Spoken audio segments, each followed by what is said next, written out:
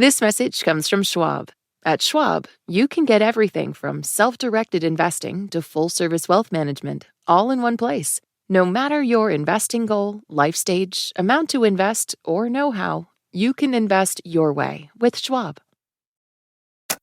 This is Planet Money from NPR. Wow. This has been a roller coaster of a week. Trade, as we have known it for decades, has been completely turned upside down. We are in a legit trade war with many countries. And underneath all of these tariffs is the international flow of actual things. All these goods that people buy and sell to each other across borders and oceans. So today, I'm going to tell you the story of one very small thing, one good, from one place, whose very existence in the U.S. is intertwined with our history of free trade. Oh, excuse me. Just gonna reach right past you here. Winter is finally over. And the thing that has kept my spirits up over this long, cold, dreary winter was one particular fruit. Blueberries, blueberries, blueberries. Love me some blueberries. They're delicious, which is why I am kind of squeezing in front of someone's shopping cart at my local grocery store to fill my cart. I'm gonna get like 1, 2. Sorry, am I in your way? They're just $3.50 a pint. 3, 4. I'm gonna buy 4 of these. And, curious thing, every floppy plastic container I pick off the shelf says the same thing. Origin, Peru. Peru in South America, more than 3,000 miles away from this grocery store. When I was growing up, this was unheard of. You could not get fresh, cheap blueberries in the winter. You pretty much couldn't get any blueberries out of season. And now you can get a fresh blueberry in your local grocery store every single day of the year. If you, like me, have ever wondered why that is, why it seems like blueberries from Peru are everywhere in a way they just were not like 10 or 15 years ago, we can tell you. The reason why is cocaine. Hello and welcome to Planet Money. I'm Erica Barris. And I'm Keith Romer. Today on the show, the surprising story of an American initiative in South America. The goal? To curtail cocaine production. The strategy? To deploy drug enforcement agents, seed scientists, USAID, and free trade as weapons in the war on drugs. The result? After nearly half a century, our year-round consumption of literal tons of Peruvian blueberries.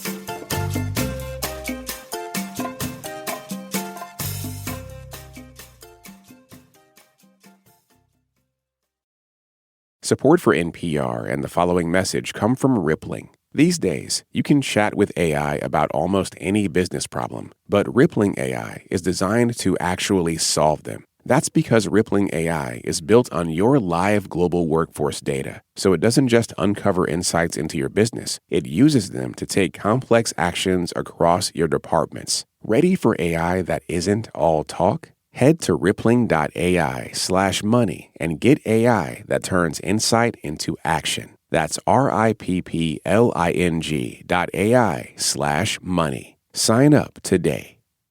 This message comes from Capella University. That spark you feel? That's your drive for more. Capella University's FlexPath learning format lets you earn your degree at your pace without putting life on pause. Learn more at capella.edu. Today, we're going on a journey to explain how we got all of those cheap Peruvian blueberries. That story begins in the United States. In the 70s and the 80s, cocaine, especially crack cocaine, became a real problem. It was ruining people's lives. It was ruining communities. It was so bad that there was a war to fight it, the war on drugs. Drug use was punished in a much harsher way than it had been before. A lot of people, disproportionately Black people, were put in jail. There were also all kinds of campaigns to get drug users to stop or not start at all. You might remember Just Say No, or This Is Your Brain on Drugs, or Crack is Whack. Those efforts were trying to hit the demand side for cocaine, and they were mostly failing. At the same time, there was this other effort to target the supply side. Where were these drugs coming from? I don't know the specifics except what I saw in the movies. I've seen those movies, too. That's Robert Rogowski, and he knows more than he's letting on. It was a Colombia thing. It was the Colombian drug cartels. Robert was the chief economist at the U.S. International Trade Commission, and part of his job there was to serve as kind of the archivist for this whole cocaine to blueberry saga. So the cocaine was coming from Colombian drug cartels. But the coca plants, where cocaine comes from, they were growing all over the Andes, in Bolivia, Ecuador, and most of all, Peru. This was the very start of the supply chain. The U.S. government wanted farmers to stop growing coca plants. So began what the U.S. called its Andean strategy. American law enforcement agents started outfitting the Peruvian military and local police with the weapons and equipment they needed to literally root out the problem. Were they actually going and ripping the plants out? Oh, yeah. We gave them technology to identify where these crops were being grown. They would send troops in, and then they would just go in and burn it up or destroy it, pull it out of the ground. Yeah, it was going to the source. You seem oh, whatever, that's just another day. I'm not shocked at all. I'd be shocked if they didn't. If they saw this cocaine growing and they said, well, that's that, tough luck for us. Of course they're going to tear it out. These are warriors. But trying to make change on the ground was really hard because the Americans were not exactly in control. There were cartels, militants, corrupt leaders, and all of them were making money off of the coca plant. So you could rip it out all you want, but farmers would find their way back to growing it because it was their livelihood. We're asking you to get rid of your main foreign income operation and replace it with something else. And it's the something else that became the important carrot in this mechanism. The carrot wasn't going to be a carrot, also not a blueberry, but the U.S. needed to give farmers some incentive to grow something other than coca, something they could export, something that American consumers would want to buy. Otherwise, why would they switch? A good war policy is destroy the enemy, but create something that incentivizes that enemy to do something else that makes them an ally. The U.S. government enlisted help from some less warlike agencies like USAID and also Congress. The idea was to make Peruvian farmers our economic partners. Programs like these are informally called aid for trade. So instead of just sending a country aid, you send them aid that will help them trade. This side of fighting the war on drugs was more of a soft power approach. So all of this was happening in the early 1990s when free trade was opening up in all kinds of ways. Congress voted to eliminate tariffs on almost everything grown in Colombia, Bolivia, Ecuador, and Peru, the 4 countries where most of the cocaine was coming from. The idea was to encourage more legitimate trade. And this is the program that Robert, as chief economist at the U.S. International Trade Commission, was filing detailed reports about every year. And the U.S. government didn't just knock out the tariffs. They were also sending lots of assistance for infrastructure, roads, ports, seed research to figure out the right crop for export to the U.S. Because at the time, Americans weren't fiending for Peru's native crops like quinoa the way they are now. This combination of military, law enforcement, development aid, and scientific research was a massive effort. And that is fairly tricky diplomacy and expensive because you're investing heavily into getting them to be able to change how their economy operates. When you say fairly expensive, what kind of number are we talking about? In those days, in those dollars, I'm thinking hundreds of millions of dollars. Oh, okay. That's a lot of money. And that brings us to the next part of our journey. What to grow and where exactly to grow it. First, they tried to convince the coca farmers in those mountains, hey, look how well this coffee can grow in your fields. That land was fertile, lush peaks and valleys, every shade of green possible. Warm, birds, wild animals, all of it. The problem was the farmers could make 10 times more farming coca than other crops.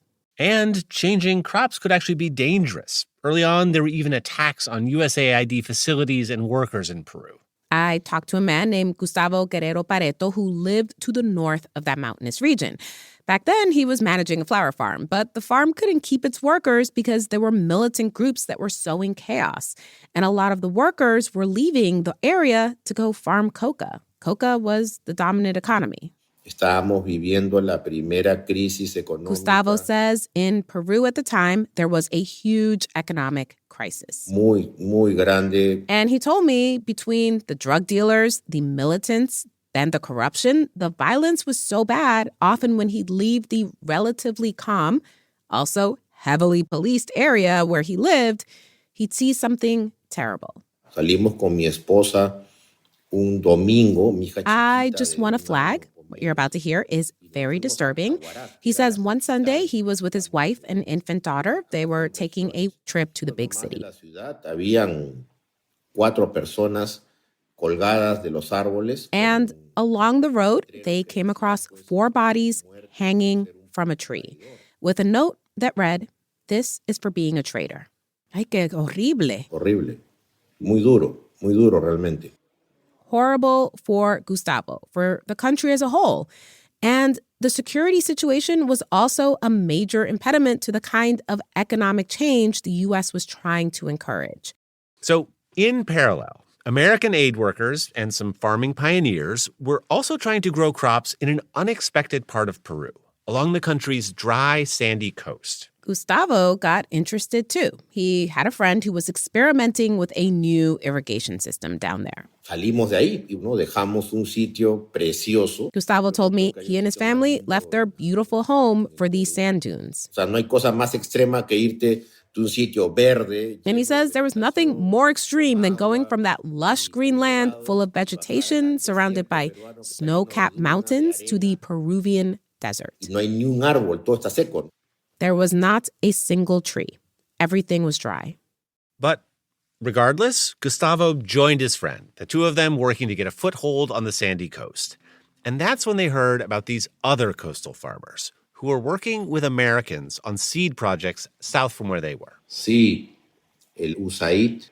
¿Esto era USAID? ¿USAID? USAID. Yes, USAID. Apoyando un proyecto de que cultivo. USAID was working with the Peruvian government to figure out what export could be Peru's big one. Y que vieran qué podían recomendar ellos. Specifically, what should farmers grow on the sandy coast? And what they came up with was not blueberries. Entonces ellos dijeron, bueno, el espárrago posiblemente. They decided, bueno, asparagus could grow. Erica, how do you feel about asparagus? I love asparagus. Love it with lemon. Love it with butter. I also love asparagus. Lots of Americans love asparagus. But back then, it was hard to get asparagus year-round. So there was a natural market for this Peruvian asparagus that grew on an opposite schedule. Affluent Peruvians started buying up land on the coast to farm. USAID offered them asparagus seeds. And those seeds started to sow a new era for Peru. Now, we should say, it's not like everybody just got an American seed packet and then everything changed.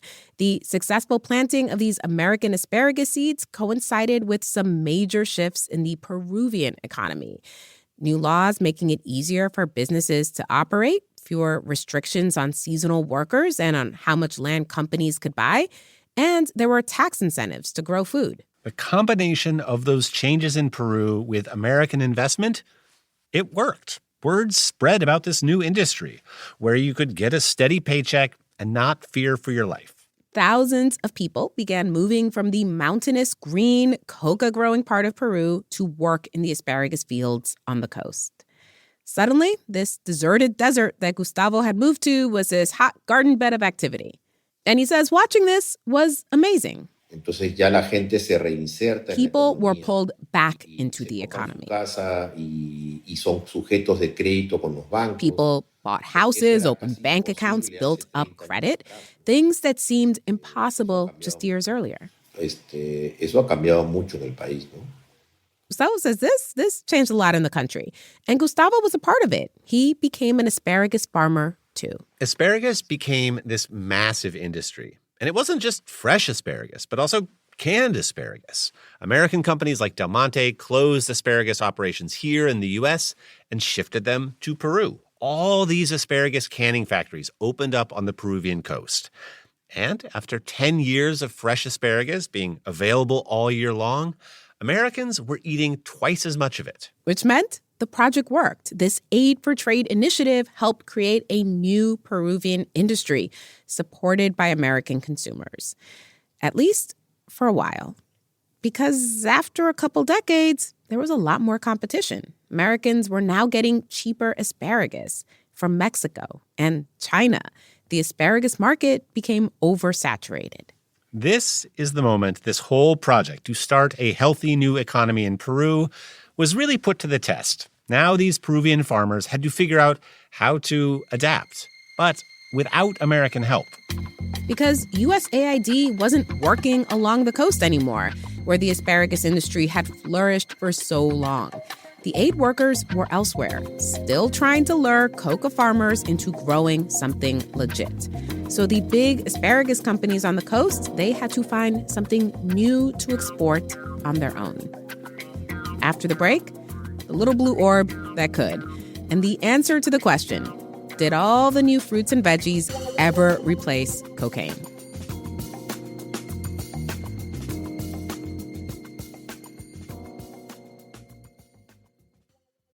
This message comes from Dell Technologies. Interruptions happen at work. But with the Dell Pro laptop powered by Intel Core Ultra with V Pro, built with optimized battery and built-in intelligence, your tech won't slow you down. Dell.com/Dell-Pro. Built for you. This message comes from Capella University. You know that feeling when there's a spark building inside you? That you were meant for more? That's your own drive, pushing you towards what's next. Capella University gets that. With their FlexPath learning format, you can set the pace and earn your degree without putting life on pause. You've built experience and know what you're capable of. Now, this is your time to turn that momentum into more. The only real question is, what can't you do? Learn more at capella.edu. This message comes from American Home Shield. It's not a matter of if an appliance or system, like your HVAC, will break, but when. Without a home warranty, these repairs or replacements can cost thousands. But with an AHS home warranty, they will fix covered breakdowns, helping protect your wallet. Get 20% off all plans at ahs.com/NPR and see promo details. See ahs.com/contracts for coverage details, including service fees, limitations, and exclusions. All those years, asparagus was booming. This Peruvian businessman named Jose Antonio Gomez Bazan was not there to see it. He was away from the country, so his memory of the coast before the boom was just that, a coast. I remember my childhood going from Lima to Trujillo. You were on your car, a full 2-3 hours of just looking at nothing. Nothing on the left, nothing on the right. It was just sand dunes. And then, when he came back to Peru, it was a green ocean. Green asparagus, green fields. I couldn't believe it. I was like, where's the desert? Where the desert went? It was like day and night, different, totally different. Jose Antonio had been absent for this entire transformation. In the 1990s, he left Peru because the country was in turmoil. So he went abroad to work in fruit. Banana farms in Costa Rica, the fresh cut fruit industry in Belgium, the Los Angeles produce terminal. He learned just about every aspect of the business. So when he came back in 2011, he had all this expertise. And he was able to put all his new skills into this new economy that had cropped up. He landed a job at one of the biggest producers and agricultural export companies in Peru, Camposol. His assignment was to figure out what else besides asparagus his company should grow. Something that would grow in sandy soil, stay fresh on a container ship, and hit American markets in the winter. And there was one fruit that Jose Antonio really loved, one from the northern hemisphere that was non-existent in Peru when he was growing up. Do you remember the first blueberry you ever had? That was here in the U.S. That was like 25 years ago. Okay. In my breakfast. Here we are. We have these oatmeals with these black things on top. So I said, why not? Let's try it. Did you ask anybody what it was, or did you just eat it? I just ate it. I looked like a fruit, like a grape, but different. And I tasted them, and I was like, oh, this tastes even better. But now, Jose Antonio and his Peruvian colleagues wanted to see if they could come up with a blueberry that would grow in their country. Essentially, they were doing what USAID scientists had done with asparagus, but with blueberries. And the variety that really excelled in productivity and adaptability to Peruvian weather was Biloxi. Isn't Biloxi a city? Oh, it's Biloxi, Mississippi. Yeah. Yeah, so it's a variety that came from the U.S. You have probably had a Biloxi blueberry. It is kind of big. It's water balloon round. It's, crunchy, firm, tart. That was the one that adapted the best to the Peruvian climate, and Biloxi was literally the leader that conquered the Peruvian desert right after the asparagus. Jose Antonio and his team had found a blueberry that would thrive on Peru's coast. But they still had to figure out how to create a pipeline, how to sell and market those berries in the U.S. So Jose Antonio started cold calling blueberry brands like Driscoll's. Hi, I'm from Peru. We have had farms with blueberries. Trust me, we may be very small right now. But he told them, mark my words, our country is going to be the largest blueberry producer and exporter in the world. Some of them, they were like, maybe knock on my door when you get there. Yeah, the pitch did not work well. Some companies wanted an exclusive deal. Other companies insisted that they only grow certain varieties, not the Biloxi. And basically, I said, okay, I'm going to move back to the U.S. Jose Antonio left Peru again with this goal, to own the entire supply chain, while a team in Peru started converting asparagus canning factories to fresh blueberry packing facilities. He moved on to the next step. We need to connect the pipeline to a major supermarket in order to move, hundreds of containers of blueberries per week. You're talking shipping containers, right? Shipping, yeah. We're not talking clamshells. Okay. No. Ocean shipping containers with 4,000 cases of blueberries. Before, he was calling blueberry brands. Now he was going straight to the supermarkets themselves. Did you have a grocery store in mind? Well, the first one that came to my mind was Costco. Those guys were the king of moving volume and good quality products. Costco's berry buyer, yes, that is a real job. He was very hesitant about this Biloxi blueberry. He said, I'm not going to buy Biloxi no matter what. Because some people do not think Biloxi blueberries taste all that good. We set him up on a blind test. And guess what? He picked Biloxi as his favorite. You're kidding. Yeah, and he said, I don't believe it. We need to repeat it. So we repeat the blind test, with different varieties. And he, again, picked Biloxi. He told Jose Antonio that it wasn't just the taste. This blueberry actually had a few other things going for it, too. And he said, you know what, Jose Antonio? Biloxi may not be the best variety, but it's the most consistent variety. I like consistency on my shelf. I will keep a solid base of your fruit on my supermarket because it's really consistent. A consumer may forgive you of a little bit of flavor, that is not the best. But a consumer will never forget a soft, mushy blueberry, ever. It's true. Jose Antonio says he didn't realize he had that consistency advantage. And he discovered he had another advantage. As we go to break, 3 healthy foods that you're going to add to your grocery list. Blueberries should be one of them as a hint. Oprah. She had been talking about blueberries on her show. Blueberries. Yeah. Which we call brainberries. One of my favorites. I mix them with yogurt in the morning. Use them for snacks. This is all in my refrigerator. Now, Blueberries. pass to the blueberries. Pass her the blueberries. Pass the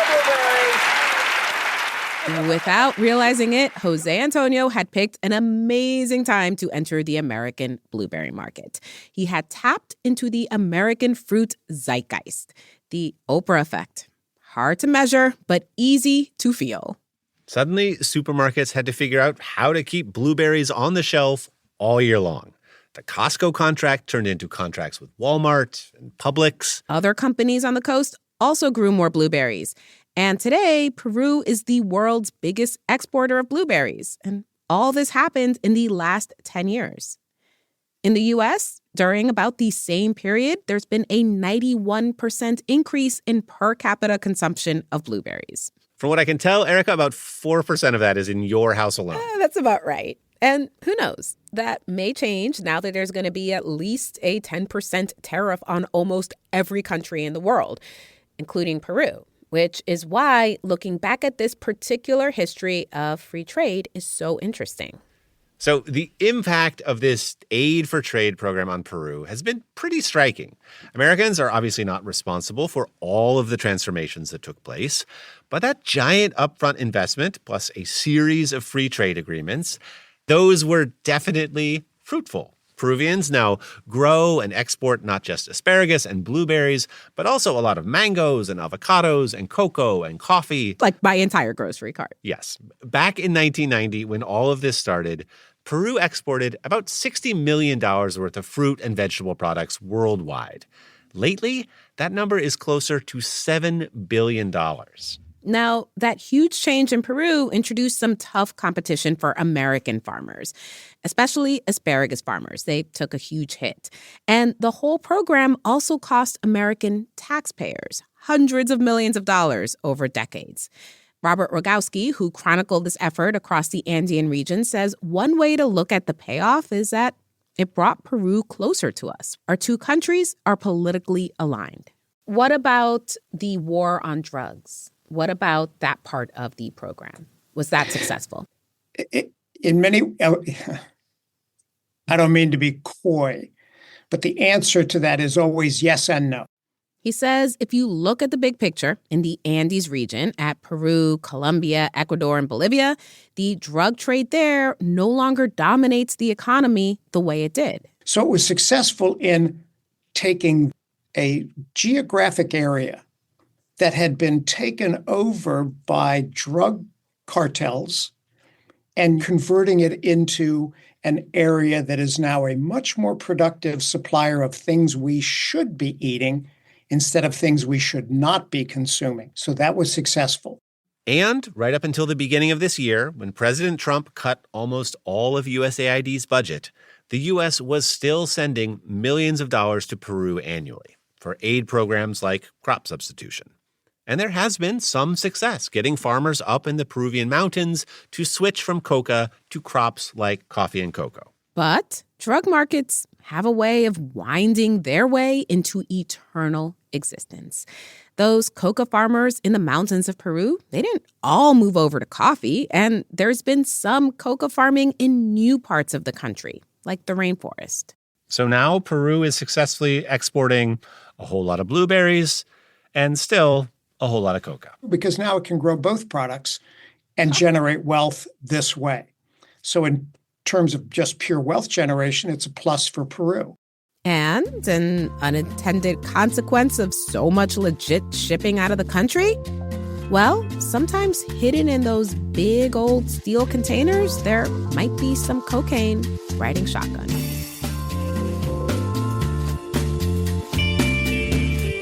For more on trade and tariffs, check out Planet Money's homepage. We've got articles looking at how much the new tariffs will raise prices and shows on everything from diamonds to potatoes to why you bought your couch. We've linked to it in the show notes. Also, if you have any trade or tariff questions, let us know. We're at planetmoney@npr.org. And the best way to support Planet Money and the work that we do is to become a member of Planet Money Plus or NPR Plus. You get sponsor-free listening and bonus episodes, and it really means a lot to us. It is super helpful.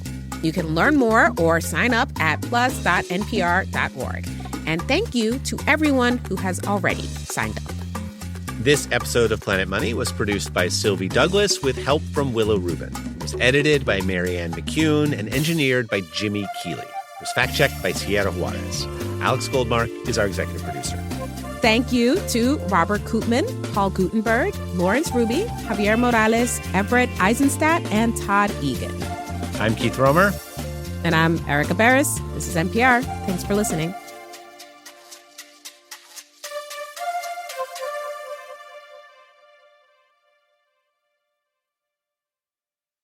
This message comes from Lisa. Lisa isn't just about sleep, it's about impact. They're committed to eco-friendly materials and sustainable manufacturing practices and partners with organizations like CleanHub to help remove harmful plastic waste from the environment. Visit lisa.com for 30% off today and to learn more. Plus, get an extra $50 off with promo code NPR. That's LEESA.com, promo code NPR.